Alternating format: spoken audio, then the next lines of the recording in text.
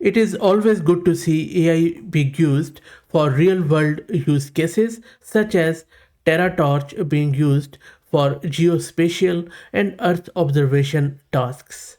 In this video, we are going to install this TerraTorch locally and I will show you a real world example as how exactly this works.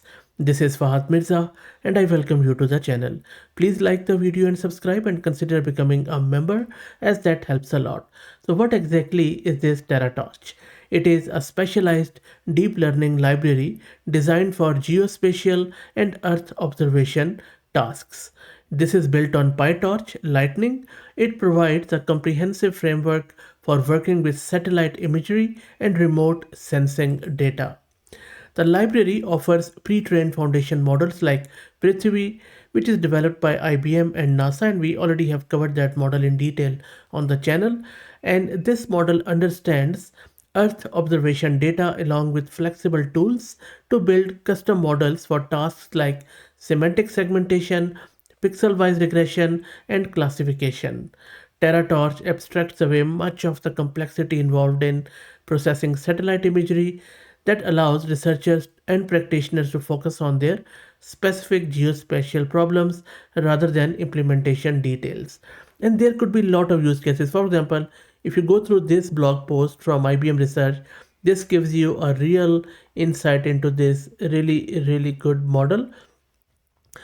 TerraTorch excels in environmental monitoring, I would say, and analysis application where satellite imagery is crucial. Common use cases could also include flood detection and mapping, land cover classification, crop health monitoring, deforestation tracking, and urban development analysis. The library's pre-trained models are particularly valuable for transfer learning scenarios where labeled geospatial data is limited.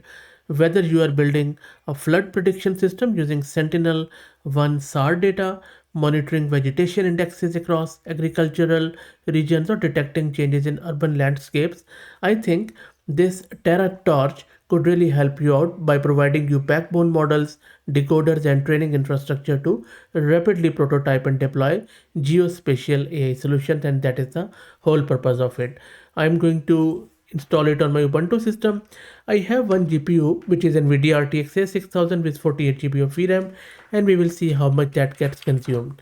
First up, let's create a virtual environment with Conda. If you're looking to rent a GPU, CPU, or VM on very affordable price, you can find the link to massed compute in video's description with a discount coupon code of uh, 50% discount on range of GPU. So please do check them out. Next up, we need to install this GDAL with Conda. And if you don't know what GDAL is, GDAL stands for Geospatial Data Abstraction Library, and it is a translator library for reading and writing raster and vector geospatial data formats. I'm also going to install few more things along with TerraTorch. And by the way, GDAL is the standard tool that lets program work with satellite imagery and GIS file formats like TIFF and GeoTIFF. Okay, let's wait for it to get installed. While that happens, let me also introduce you to the sponsors of the video, who are iGent, which is the world's first multi-agent workforce desktop application that empowers you to build, manage, and deploy a custom AI workforce that can turn your most complex workflows into automated tasks. And everything is installed. Let me now show you this TerraTorch in action. I'll run the script and I will also show you the script first, where I will be using one of these models in this code. So what this code primarily is doing, it is at very high level, it is loading the pre-trained Prithivi foundation model, configuring it for semantic segmentation like flood detection, running inference, and setting up a lightning task for training. And this primarily expect 6-band satellite imagery matching common Sentinel 2 bands. So first I'm importing all of the libraries, as you can see. Then I'm creating this synthetic data set, which is just a random stuff, nothing really fancy there, just for the purpose of demo. In the real world scenario, this would be actual Sentinel-2 satellite images, and we are just simulating 6-band imagery here, blue, green, and red.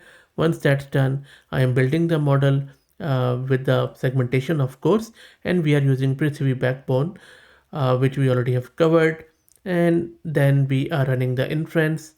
After that, we are creating a lightning task, which primarily is the highest level of abstraction in TerraTorch, which wraps the model with training logic, loss function, and optimizers, and then it uses cross entropy loss for classification and AdamW optimizer.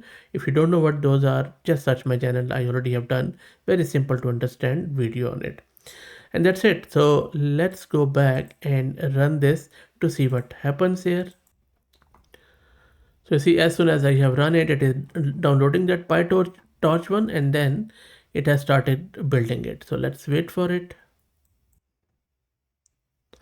And you can ignore these warnings. I'm just rerunning it just to show you that if you can also install this implementation, which I will also describe shortly. These are the bands.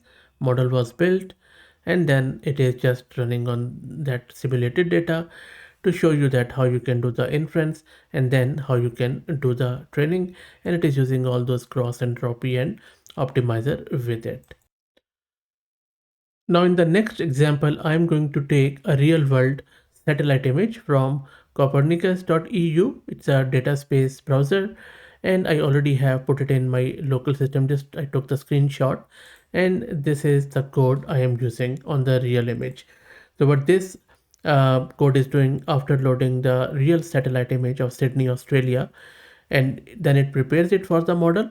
Then it is synthesizes the missing spectral band, like the near infraband that critical for detecting vegetation and water bodies, and then we are running it through our model. So I will also check the VRAM consumption. That is why I have put it in here. Let me run that script here. While it loads the model, I will run the VRAM. I will let it finish. So far nothing, even not a blip on the VRAM. So it is all running on CPU. It's a very lightweight model, you see, not a blip on CPU or GPU. Okay, so it's already finished, and there you go. So see, it has just loaded the model, and then it has, after loading it, it has processed that image, and it is just viewing that image for any false color composite or potential flood prone or water covered areas. And then you can of course train it on your own labeled data quite easily. As I was referring to what is meant by this implementation, so very quickly in very simple words, implementation is actually quite interesting concept. It is a simple Python library for image augmentation, and it is very commonly used in computer vision and deep learning projects. So if you want to do the transformations like rotations, flips, color adjustment, you can use this.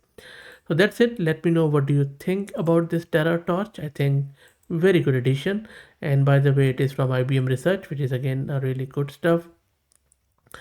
Let me know what do you think. Please like the video and subscribe and consider becoming a member, as that helps a lot. Thank you for all the support.